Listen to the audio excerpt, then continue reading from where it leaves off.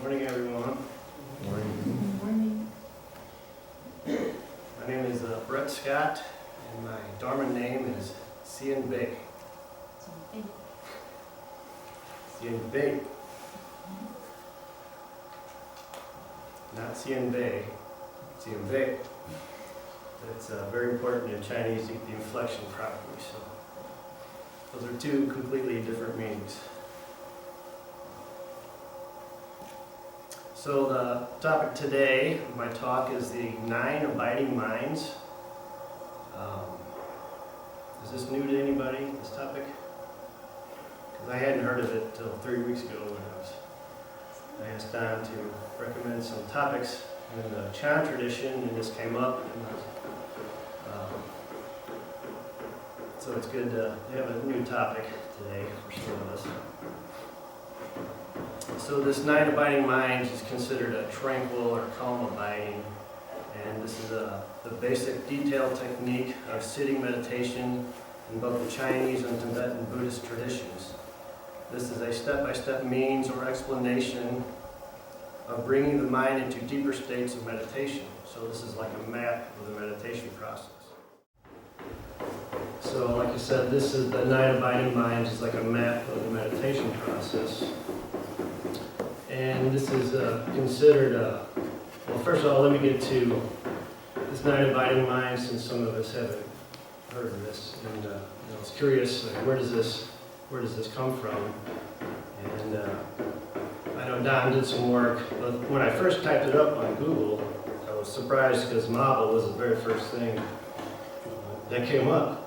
And I guess because I Google the way it works now, that knows your history maybe, but I was surprised that Maba was the first thing that came up, because the master gave a talk some years ago, and somebody was kind enough to write out what he said in a real nice format, and you can download that and check it out.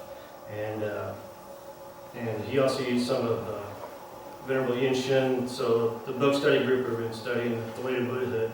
It's an excellent book, and I'll read some of this today, and some of that was in Master's talk. And then I noticed Don had sent me a link. I thought it was the same. It was the same talk. But at the end, because I was wondering where this had come from, and Don, I guess, had done a talk at some point about where the 9 abiding minds had come from. And I don't want to say too much about that because it's very complicated. Like many of the ancient teachings, it's kind of ambiguous. How this came about, but it's very interesting, so you might want to check that out. Maybe we can get a link if anybody's interested. Even talk to some people like Bhante Gunaratana and some other notable, well-known venerables, and got their opinions, and they kind of directed them to some suttas and sutras and whatnot, so it's pretty interesting. So like I said, this is considered a samatha type of meditation. And so I just wanted to let's go over that definition so we're all on the same page, because I had to do this myself because I get confused with all these terms sometimes. So samatha it's spelled the same both in Sanskrit and Pali. So, and the Sanskrit's got a little deal over the S. So, and I've seen it spelled also with an H, but samatha is Samatha. And it's variously translated as calmness, serenity, quiescence, or tranquility, and sometimes stopping, following the Chinese rendering of the term. And Venerable Yin Shin uses the term cessation. Calmness is the mental peace and stability that is generated through the cultivation of concentration, samadhi. So we have the concentration of samadhi.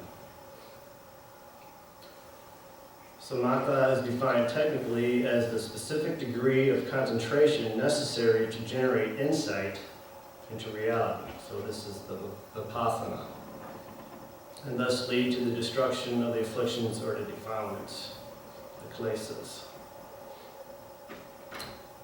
So from there, I'd like to read Venerable Yin Shin has to say in her book. This is in chapter 5. We're not quite there in our book study group yet. in Gatha 145, he writes, "Those who practice cessation, or the samatha, and contemplation, which would be the vipassana, should first practice putting the scattered mind to rest. When cessation is achieved, contemplation is also achieved. This rule of practice is the proper sequence." And then he goes on to say, "Cessation and contemplation are different. Those who practice both cessation and contemplation should practice cessation first. This does not mean that they must first accomplish concentration and only then cultivate the wisdom that arises from it, for the two complement each other. Before the practice of cessation is successful, there must already be wisdom derived from investigation. So why is it said that one should practice cessation first? This is because without concentration, wisdom cannot be attained. In the sutras, when sensation and contemplation, concentration and wisdom, and dhyana and wisdom are described, concentration is always explained first, then wisdom. This is the necessary sequence of practice that must be followed, no matter how impressively someone explains otherwise." So in here he also uses the term dhyana, which, and this morning we discussed this. This is the Sanskrit term. The Pali term is the jhanas. So this is and when I first was reading about this, I thought this was the Mahayana version of the jhanas, which is totally false. This is pre-jhana. This is leading up to the jhanas. So we're using the term dhyana, which can also mean, let me just, so we're all clear, because dhyana can mean the jhanas, like in Pali, but it can also mean the practice of deep meditation. And so dhyana can be the absorptive meditations, the jhanas, or the practice leading up to that, whereas the jhanas are really just the jhanas. So it can be confusing. So if you ever have a chance to talk in front of some people, this is the best time to practice no self. This is a good thing to remember. So my references, like I said, were from Master Jiru and his talk in Venerable Yunshun. And also, this is big in the Tibetan Buddhist traditions. And Sherry said that actually this Nine Abiding Minds was the first Dharma talk ever written in the Tibetan language. And so I went online, and Venerable Sakyong Mipa Rinpoche had some, I read, and he used a little different terminology, but just add a little spice and give it a little different flavor to it. I read some of his work.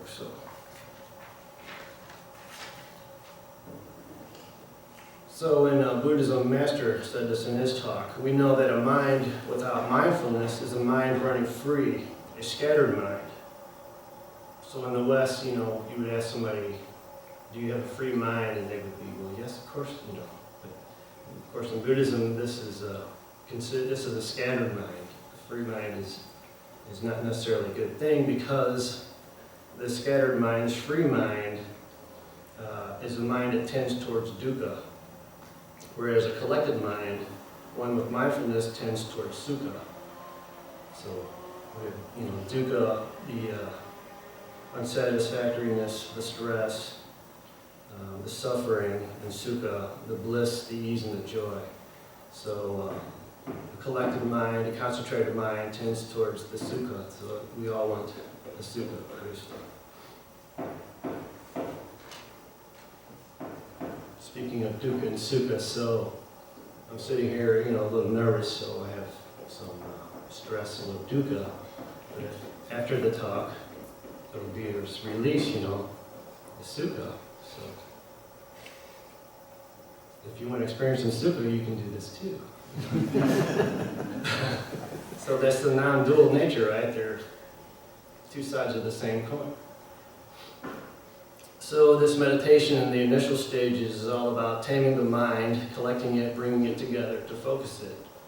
And some of the analogies, they used like a horse analogy, and I kind of took it a little further. So the mind is initially is like a wild horse. So you capture this wild horse, and we have to break this horse, we have to tame this horse. And why is that? Because to get to nirvana, to get to enlightenment, the only way to get there, somebody would say, well, it's over there. How do you get there? Well, you gotta get it on this horse. You gotta get on this horse to get over there. And this horse is, out of control. So the horse is your mind. And so the rider would be your will or in this body. You have to get on this horse and tame this horse so you can get to where you need to go to enlightenment, to nirvana. So the first stage in the 9 abiding minds is called inward abiding. So just like we did this morning, we have the intention for this inward abiding. This is the opposite of our usual outward focus of the mind on external experience. As we know, during inward abiding, the mind is focused in the here and now on the practice of observing the arising and falling of the breath. We bring our attention inward, and we can use the technique of the 4 foundations of mindfulness here, which Master likes to talk about.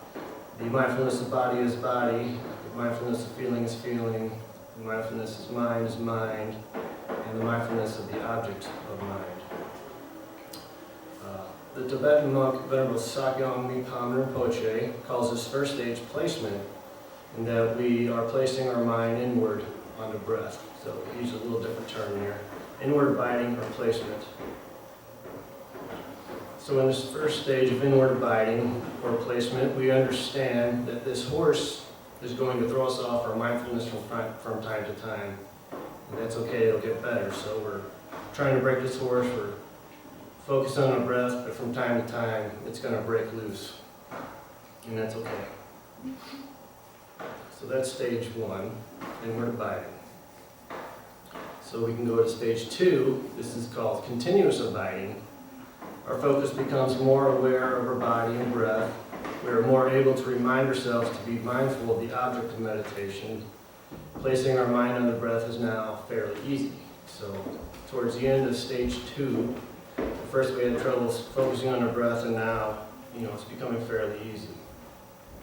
When a discursiveness and distractions take us off the trail, we're able to implement placement and get back to our breath.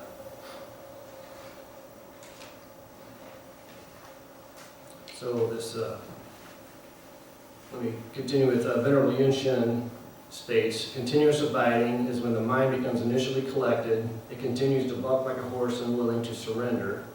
After one practices for a long time, the active mind slows down more or less, and then abides continuously in an internal state without being scattered. So we're making some progress here. So continuous abiding, we are able to collect the mind and stay with the breath, but our mind still breaks free from time to time.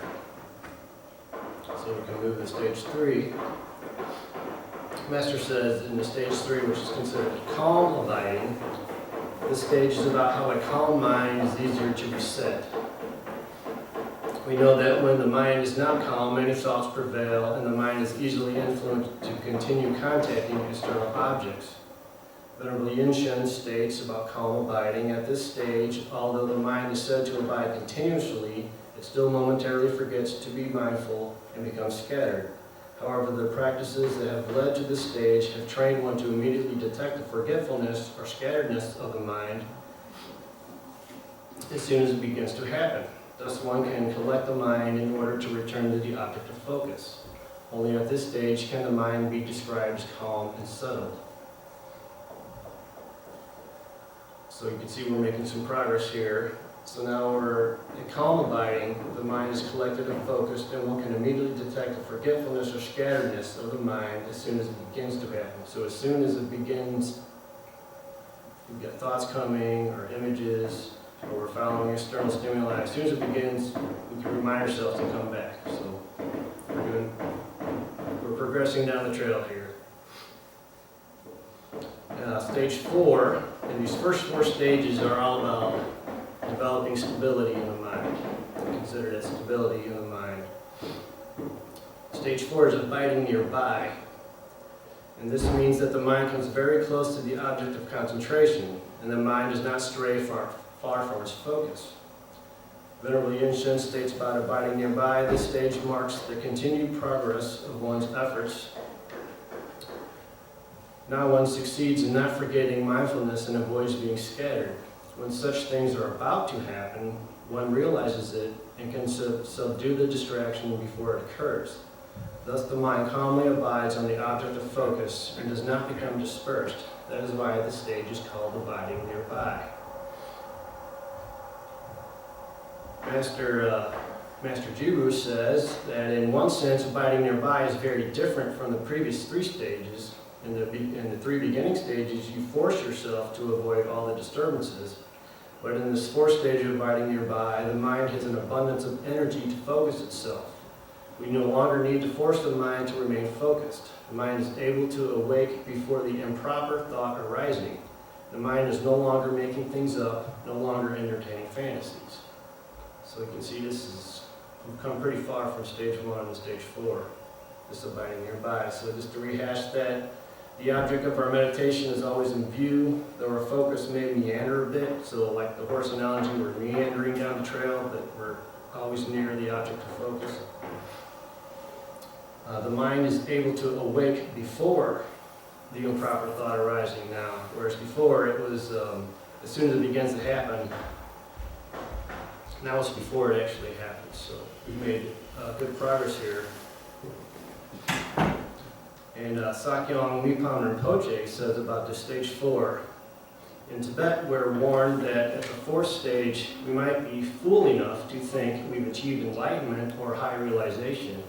The mind feels so strong and stable and good because the struggle with our mind has been greatly reduced. There's a quality of joy and ease.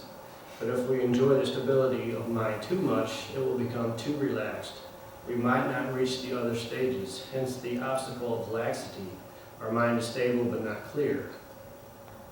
So this is, some people can get to this stage 4 and kind of get attached to that good feeling. And so they have to be a little bit careful. We can't grab onto the feeling too much because we need to advance further here. So those first 4, as I said, was like developing stability.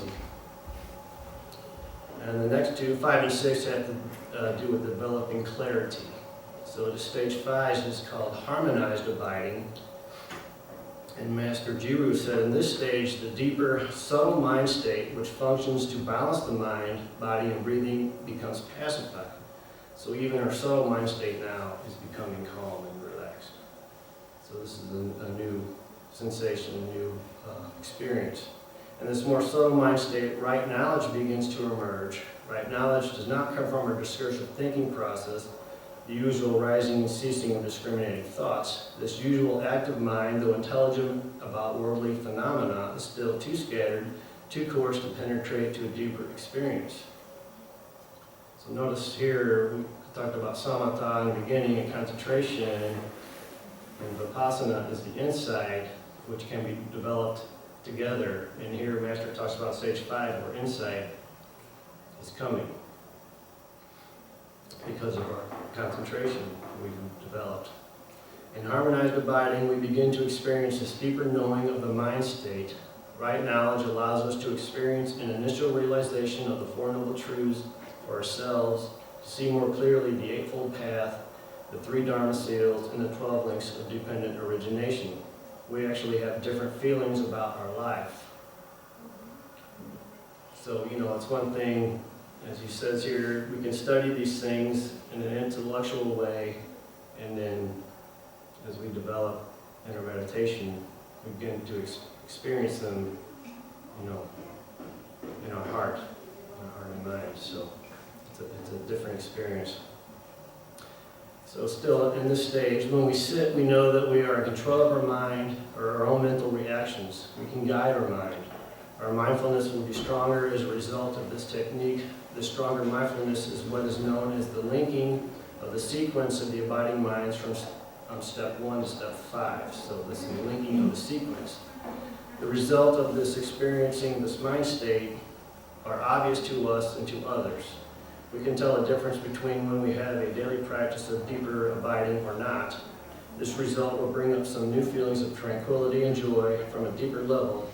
So we say that the harmonized abiding is a great and delightful state for the mind to experience. So it seemed, the Tibetan, they warned that the stage 4 is someone might say, well, I've, reached some type of high realization. Kind of imagine if you haven't felt that at stage 4 and stage 5, it might really come up at that point. Because this is really, now we have insight, vipassana arising, so this is a marked achievement in a meditation process. And we're only on stage 5. We have 9, and this is pre-jhana, so just keep that in mind. There's some deep levels here. So we'll go to stage 6, which is quietude abiding, or abiding in quietude. Master Jiru said, when the great and delightful feeling of tranquility comes to us, we can say that the mind is more stable. We feel the mind, body, and breathing become very stable. We enjoy this kind of feeling not as an attachment of pleasure, but as a natural result of virtuous practice. We love this moment, for there are no longer any distractions, hence quietude abiding. From this time on, the personality will change. We are no longer attracted to distractions, to noisiness, and to disturbances. So this quietude abiding, there's no more distractions. The great and delightful feeling of tranquility comes to us, and the mind is very stable. So now the last 3 stages are to develop strength of the mind. So stage 7 is called supreme quietude. So supreme quietude, Master discussed, this is an even more peaceful and calm state of mind. The mindfulness is strong enough to immediately dispel and eliminate the errors of the mind. When a person's practice comes to this point, any experience of the inner impurities is gone. We know something in life is different now. The psychological mind state becomes even more balanced. This type of level-headedness is so balanced that there is a total reduction of all anger, worry, anxiety, dullness, drowsiness, and sleepiness. Although these past habits have ceased, we have found a mindfulness that is very strong and clear, a mind state composed from a new energy wherein rising thoughts are immediately cut off without effort.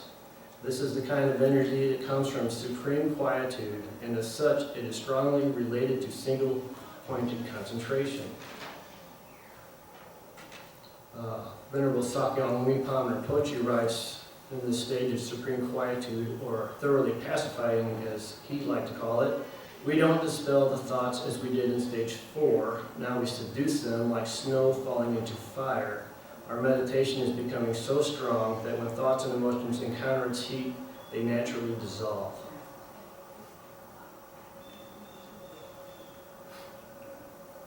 So just to recap that again. The mindfulness is strong enough to immediately dispel and eliminate the errors of the mind. Rising thoughts are immediately cut off without any effort. So now the mind is getting to a point, it's so stable and developing strength, so things are starting to occur without us, it's starting to act naturally without us applying any effort. It's doing it on its own because of our practice. We put all this energy and practice in, and things are we're developing new habits. The mind's working very strong, and things are working on its own. And so this is a great new habit of breaking our old habits, developing some new habits, some very good habits. Stage 8 is single-pointed concentration, and this is not to be confused. They use the same terminology to single-pointed concentration sometimes in the jhana states. This is not that, so just because we've heard that before, so this is single-pointed concentration in the abiding minds. When single-pointedness is formed, the mind begins to deepen into a type of concentration where the mind is kept even and straightforward. When single-pointed concentration is achieved, we have nearly completed the basic sequence of the 9 abiding minds practice. which give us a good foundation to go a step further to deeper concentrated states called the four jhanas. In single-pointed concentration, there is almost no difference between the penetration into the mind and into the object of mind. We cannot separate where the self is and where the opposite object is. Here and now we find an essential quality emerging that comes from this direct perception of a more subtle reality. This experience is called joyful diligence, a joining of right effort and tranquility. This connection between right effort and tranquility is not solely in the mind as it permeates the entire mind-body. It is actually through the body's focus that the mind is brought into this more refined form of concentration, experienced as remaining single-pointed. When someone comes to this kind of mind state, the material world, which provides, for example, a good taste presented to the tongue, no longer can evoke craving and clinging. All of the sensory stimuli which have previously acted as a fuel, promising to make the mind happy, are now corrected by the mind, and the strong, coarse, and subtle desires cease arising. So just to rehash single-pointed concentration. Stage 8, experience of joyful diligence, enjoying of right effort and tranquility that permeates the entire mind-body. The strong and coarse and subtle desires cease arising. So now the last stage is maintaining equanimity, is stage 9, also called maintaining equanimity without action. Venerable Yin writes, maintaining equanimity is a more advanced single-pointed concentration with both skillful effort and without the need for more effort. One takes no action, lets the mind operate naturally, and continuously abides without scatteredness. Having practiced cessation up to this stage, one is close to attaining concentration.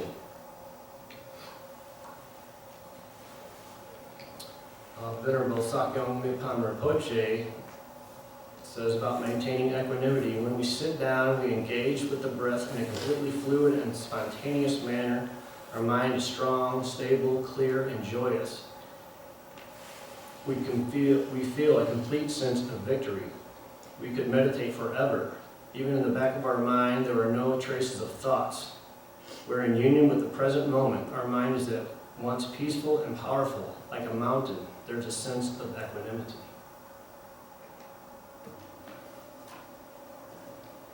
So in conclusion, I'll just voice Venerable Yin Shun. The methods for practicing concentration vary, as does the time required to achieve it. Although the abiding mind is taught in various ways, the complete course of skillfully practicing cessation, from the initial step of collecting the mind to accomplishing right concentration, coincides with this doctrine of the 9 abiding minds. Those who practice cessation should follow this skillful course and recognize their stages of progress. Doing so will keep them from arrogance, which could impede their progress. In the course of practicing cessation, one will already have had some physical and mental feelings of lightness and pleasantness, and one will certainly have had some experience of heat, movement, etc. But one can operate effortlessly, without differentiation, only when one has reached the 9th abiding mind. But this mind, although it is close to concentration, has not yet achieved it. So, getting to the 9th abiding mind is quite an accomplishment, but there's still further to go. That's all. Thank you. I have a question. Yes. So why the level 4 can be dangerous? You said it can be dangerous. In the Tibetan, they said they warn you in Tibet because you feel like you think you've arrived at, I'm enlightened, I'm there. But you're not, so it's dangerous. You get attached to that, and you think you've accomplished something great, which you have, but you're not there. So, Well, you continue from there to level 7. But if you're stuck there and you're attached to this accomplishment, you think you've already gone there, so you can't progress. So are we That's the attached to danger. this good feeling that you reached, that calmness? What is that we reached in here that we should not? enjoy it. No, it's fine, but there's a difference between enjoying the natural benefits of the practice and being to attach to that feeling, right?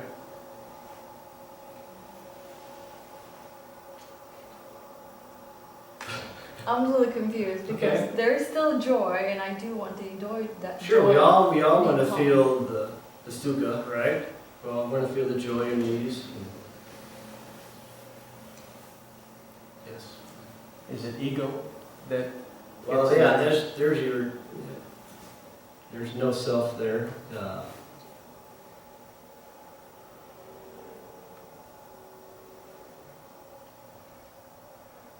Yeah, I mean, we just have to let go of,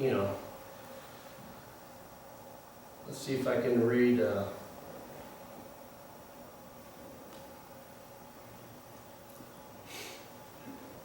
yeah, well, even the subtle mind state and the harmonized abiding becomes pacified, so we become even calmer, and we're not so attached to, the joyous and all that.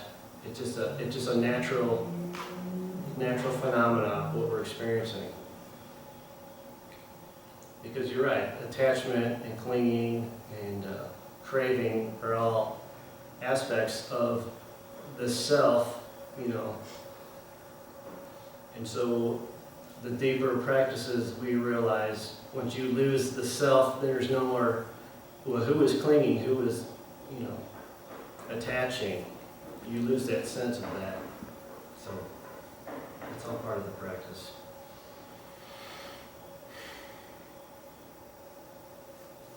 Good? I have another question. So if you're reacting to, in some cases, perhaps there is an angry person and someone disagrees with you with a situation, and then when you follow these practices, at the end, there perhaps need a response. So you get to that stage, you let go, and then your mind is calm. Is there any other suggestion to how to react to the situation?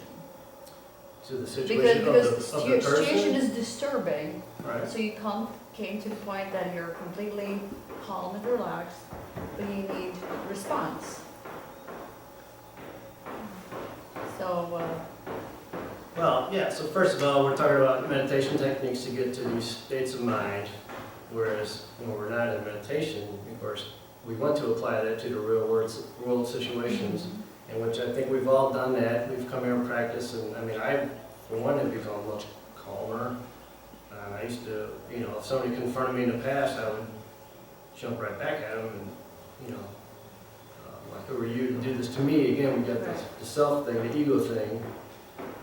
But now where I can, sure, I can step back, relax, let it go, like, I'm not insulted. Who's he really insulting? He's just, or what, whatever the case may be, and then, so if I have to comment back, it's not from a reactionary, ego thing. It's just, I'm calm, and I can say something, to kind of ease the situation, maybe help this person, help the situation out, or say something that would be a benefit. so maybe staying on the stage 4 might be beneficial, right? Staying on the stage 4? Yes, to react.